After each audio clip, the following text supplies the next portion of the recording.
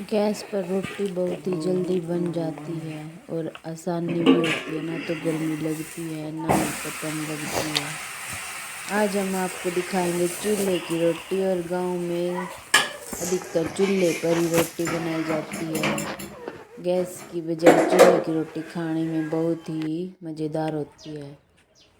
सबसे पहले मैंने चूल्हे में अपनी लकड़ियाँ जला ली। गोस्से लकड़ी सब रख लिए चूल्हे के पास और सिलगा हुआ गोस्सा मैंने धर लिया चूल्हे में और फोड़ फाड़ के उसमें आग बाल दी। भाई चूल्हे में आग बालनी मुश्किल तो हो जावे, फूकनी तो फू फू कर करके मुँह भी दुखने लग जावे, लेकिन क्या करें, गाँव में तो अधिकतर चूल्हे पे ही काम होता है। और अभी गैस की समस्या भी बहुत ही ज़्यादा चल रही है। तो आप लोग आज के व्लॉग में देखेंगे चूल्हे पर रोटी गांव की गर्मा गर्म साथ साथ घी में चुपड़ के किस तरह सारा काम निमेड़ देती हैं लेडीज़ गांव की।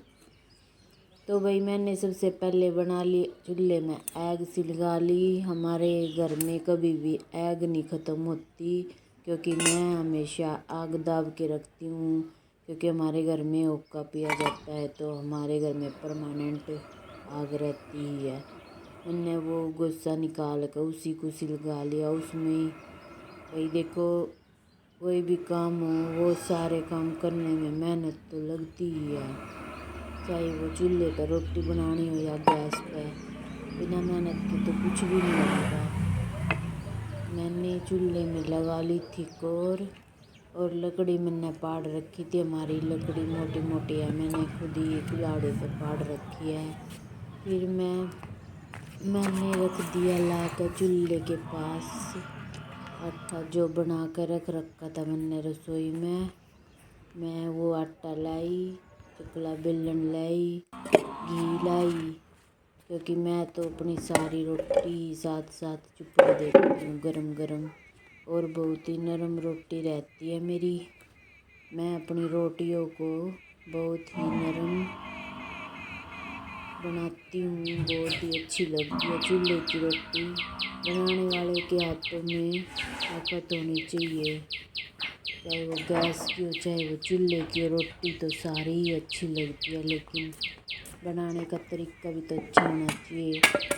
भाई देखो, बहुत सी लेडीज़ों के हाथ की रोटी बहुत ही करड़ी लगती है, लेकिन मुझे अपने हाथ की रोटी बहुत ही नरम लगती है। और मैंने सारा सामान रख दिया चूल्हे के पास और अब मैं बनाने लगूंगी रोटी।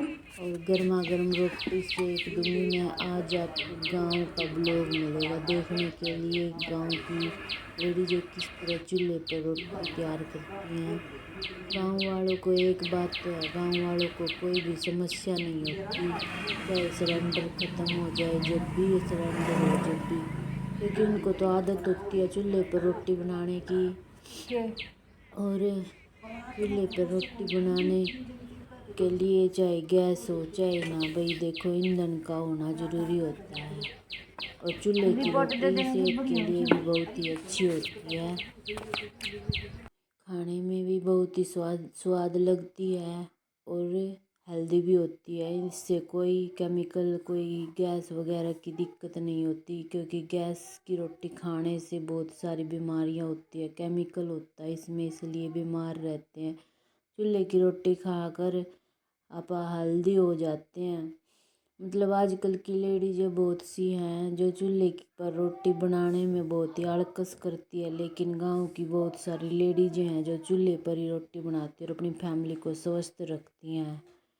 तो मैंने साइड साइड सारी रोटी बना दी भाई। मैं तो साथ के साथ ही अपनी रोटियों के घी लगा कर चुपड़ के रख दिया करूँ। तो हमें चूल्हे की रोटी खाने की और बनाने की आदत डालनी चाहिए, क्योंकि पहले के आदमी चूल्हे की रोटी खाते थे और कई तरह का अनाज खाते थे, कभी भी बीमार नहीं होते थे, सभी स्वस्थ रहते थे। और आजकल की लेडीज़ों पर पता नहीं क्यों जिनको बनानी आती है वे भी आलकस मानती हैं चूल्हे पर बनाने का। लेकिन अब गैस की समस्या चली हुई है तो सभी ये एक बार तो यही सोचेंगे कि चूल्हे पर रोटी बना ले, तो सभी का मन करता है अब चूल्हे की रोटी खाने का। लेकिन बनाने में दिलचस्पी किसी की नहीं है। हम तो गांव की लेडीज हैं जो चूल्हे पर रोटी बनाकर तैयार कर देती हैं।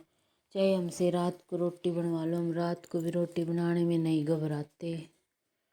तो ऐसे ही अच्छे अच्छे ब्लॉग देखने के लिए आप हमारे चैनल को सब्सक्राइब करें, सपोर्ट करें और प्यार बनाए रखें। आप सभी से हाथ जोड़कर निवेदन, अगला व्लॉग देखने के लिए प्लीज़ चैनल को सब्सक्राइब जरूर करें।